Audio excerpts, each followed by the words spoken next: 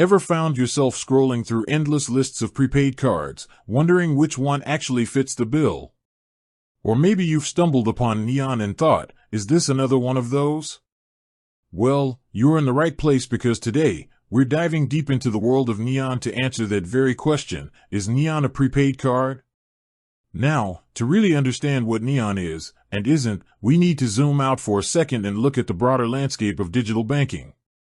Over the past few years, we've seen a surge in innovative financial solutions, all aiming to make managing our money easier, faster, and more convenient.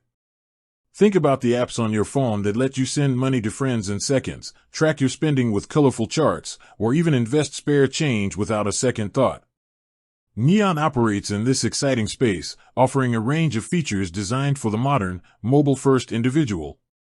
So, where does the prepaid card idea come in? Prepaid cards, as the name suggests, require you to load funds onto them before you can use them. Think of gift cards or travel cards. You put a certain amount of money on them, and that's what you have to spend.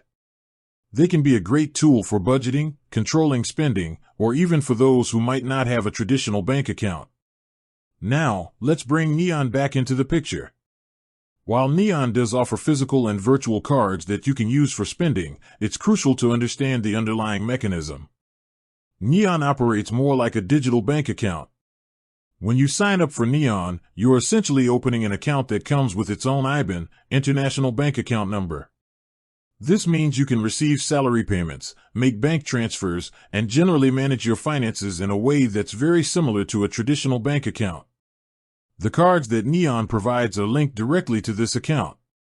When you spend using your Neon card, the money is deducted directly from your account balance. You fund your Neon account through various methods, such as bank transfers or other top-up options, but it's not a case of loading a fixed amount onto a specific card in the way a traditional prepaid card works. Think of it this way, a prepaid card is like a wallet with a specific amount of cash loaded onto it. Once the cash is gone, the card is essentially empty until you reload it. A Neon account, on the other hand, is like a bank account, and the Neon card is simply a way to access the funds in that account. You can have money flowing in and out, track your balance in real time, and benefit from other features that come with a digital banking platform. This distinction is important because it highlights the broader functionality that Neon offers. It's not just about spending a preloaded amount, it's about managing your overall finances in a digital environment.